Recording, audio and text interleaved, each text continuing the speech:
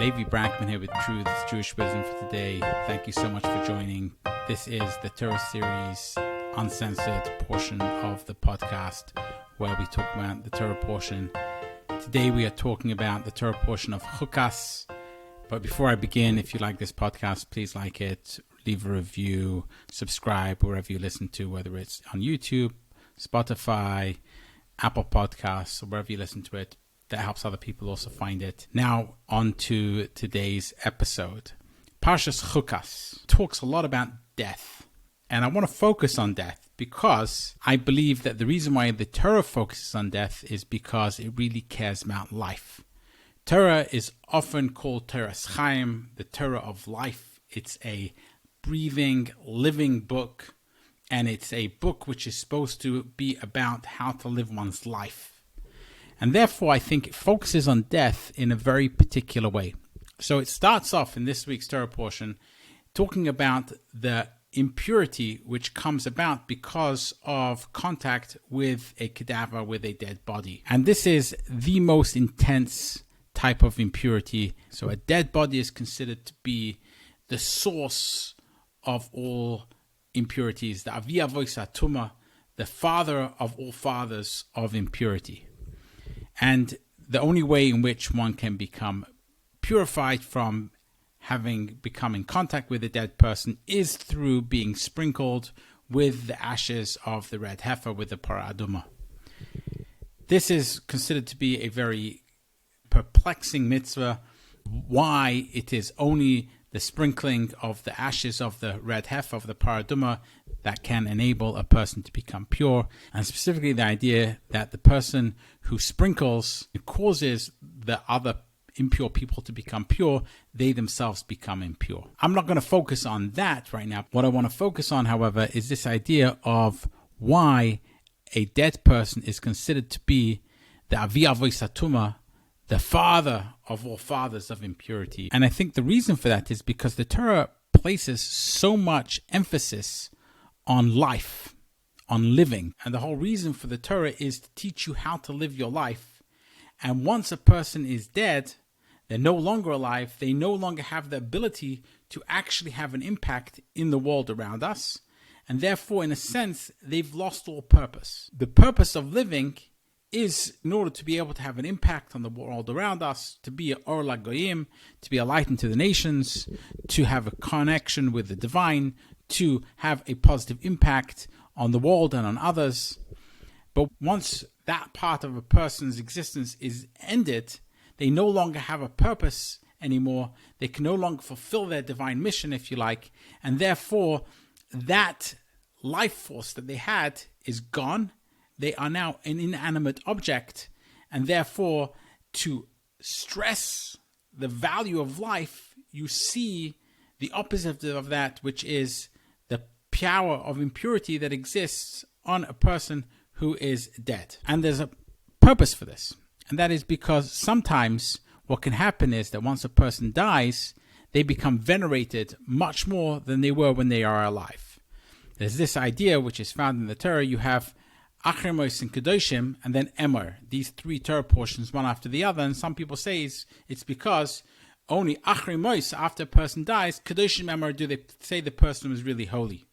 So there's this idea and this desire amongst humans to really venerate a person only after they die. You have less respect for people when they're alive, but once they die, then they're really venerated. And the Torah is trying to, in many ways, to avoid this and try to tell you that once a person is dead, their dead body is no longer of any value in many ways. It still needs to be respected, it still needs to be properly buried, etc. But the actual body is no longer of any true value. It actually becomes a source of impurity.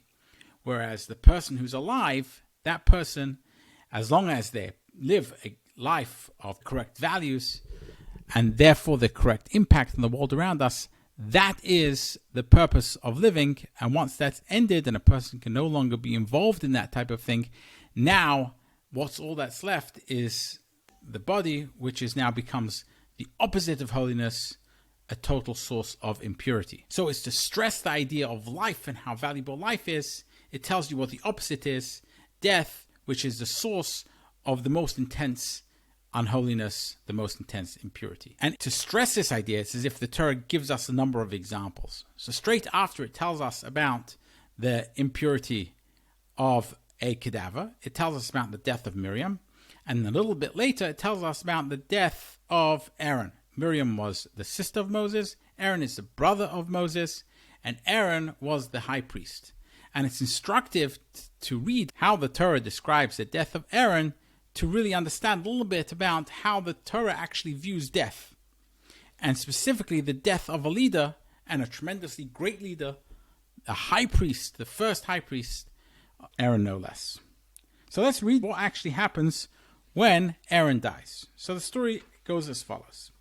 Chapter 20, verse 22, Per Chaf, Pasuk Chaf Beis. Vayisumi Kadesh vayavoyu b'nei Yisrael kol ha'eda heifer. And they traveled from Kadesh, and the children of Israel and all the congregation came to heifer. And what happened in heifer? Vayomer Hashem al Moshe v'Aaron b'heifer al gvul Eretz Edom lemer. And God said to Moses and Aaron in heifer on the boundary of the land of Edom, saying, Ye Osef Aaron el Amov ki lo yavoy el haaretz asher nasat livnei Yisrael al asher merisem es pi lemei meriva. He says that Aaron is going to be gathered to his people. That's the euphemism which the Torah uses for that a person is going to die. It's used multiple times. It's used a lot in the book of Genesis as well. That he's going to die, and he's not going to see the land which he's going to give to the children of Israel. In other words, Aaron is not going to enter the land of Israel. And he says, Kach es Aaron v'es Elazar b'noi v'hal oisom heifer. Take Aaron and Elazar his son and ascend them to the heifer, this mountain. V'havshet es Aaron es begodov v'ilbashtom es Elazar b'noi v'Aaron Yosef omeis sham. And disrobe Aaron from his clothes, from the clothes that he was wearing, which are the clothes of the high priest, the special garments that the high priest wears, and enclothes them on Elazar his son, and Aaron will be gathered to his people, and he died there. V'yas Moshe kashetziver Hashem v'yalo el heifer le'ini kol ha'eda. And Moses did that which God commanded him, and they went up to heifer in the eyes of all the congregation. So all the congregation are knowing that this is going to happen, and they're watching as Aaron goes up to heifer. V'yavshet Moshe Aaron es begadav v'yal b'shoisem es Elazar b'noi v'yomas Aaron sham b'rosh hahar v'yered Moshe v'Elazar min hahar. And that's in fact what happened. Aaron disrobed. Elazar his son puts on the garments of the high priest. Aaron dies there at the head of the mountain, and Moses and Elazar come down from the mountain. And then the final verse, verse 29, it says, V'yiru kol ha'eda ki gava Aaron v'yivku es Aaron shloshim yom kol beis Yisrael. And all the congregation saw that Aaron had breathed his last breath, and they cried for Aaron for 30 days, all the house of Israel. It's very descriptive of how he died, and the fact that all the people saw that he had died. And what's really interesting here is that there is a transfer of authority from Aaron to his son Elazar, and all the people of Israel see it. Aaron dies, and when he dies, he's no longer the high priest. That responsibility is now given to his son Elazar. All the children of Israel see this. There's a transfer of authority by one disrobing and the other one putting on the robes, and now he becomes the high priest. And now all the children of Israel can see the finality of it. Aaron is dead, the new generation takes over, and they have a new high priest. Yes, they can cry for 30 days, they can mourn Aaron, but they have to move on. Elazar, his son, is now taking over. Now this is really, really instructive. Think about what we're going through today in the United States of America.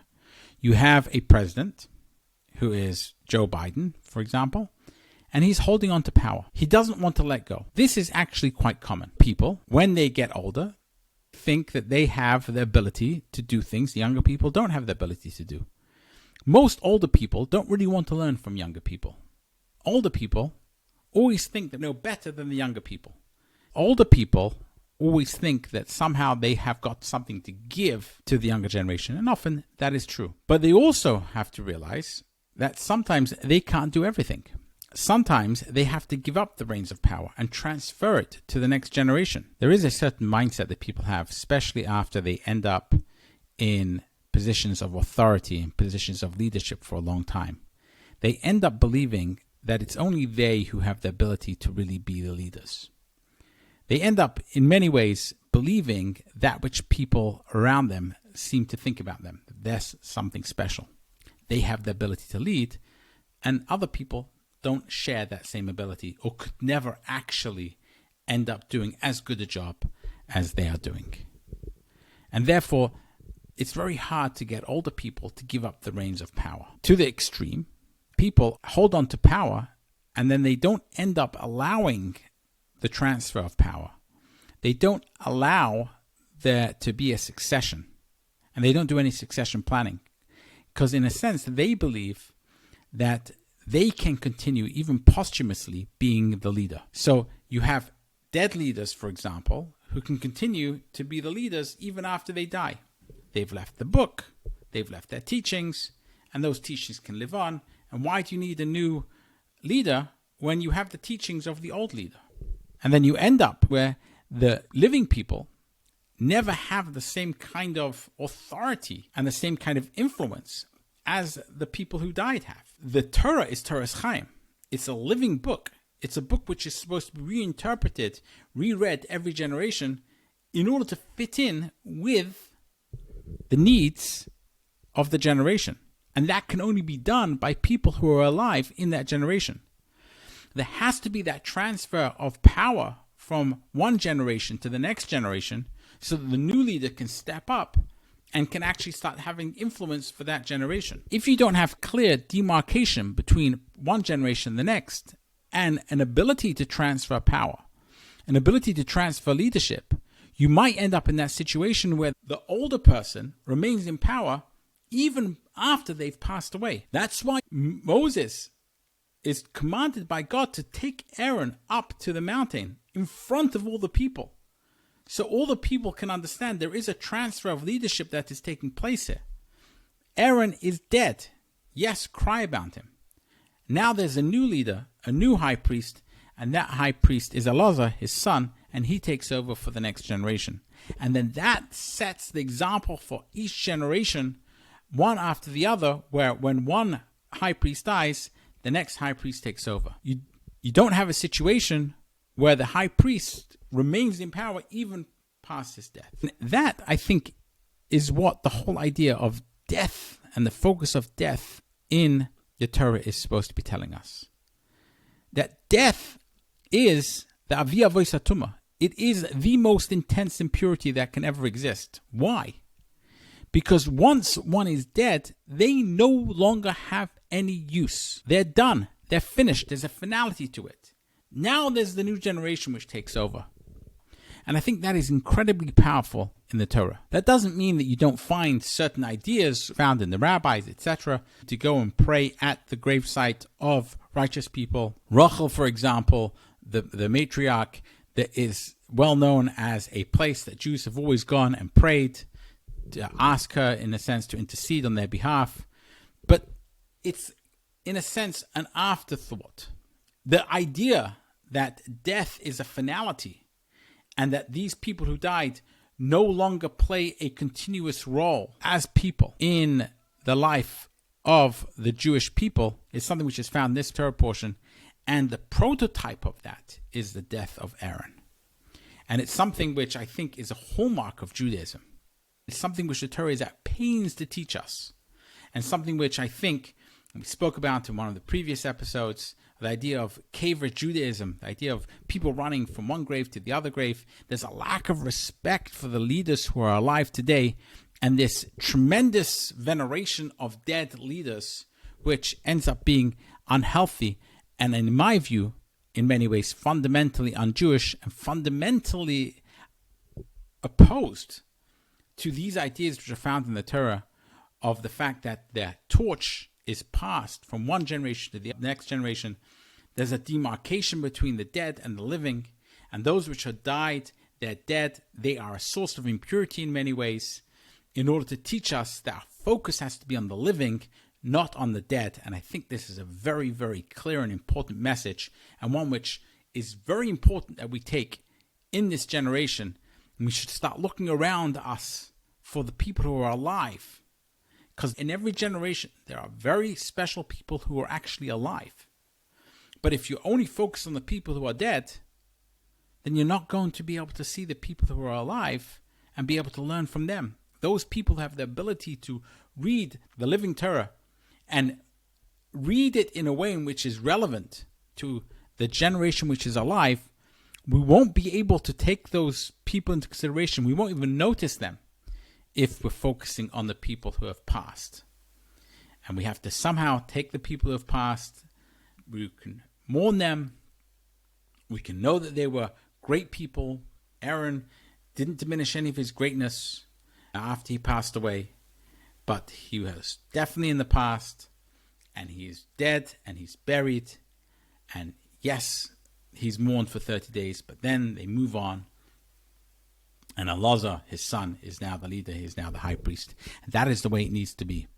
That's how you end up with continued relevance of the teachings of the Torah into the next generation. Very important message, especially for today, and a pushback against that which I see today in Judaism, where there's a veneration for the leaders who are past, and an ignoring of the leaders in many ways who are living today. And therefore, that is something which I think is antithetical to this idea, and something which we should therefore bear in mind and try and work to counter. This has been Levi Brackman with Truth Jewish Wisdom for today, the Torah portion, uncensored portion of this podcast. Thank you so much for joining, and until next time.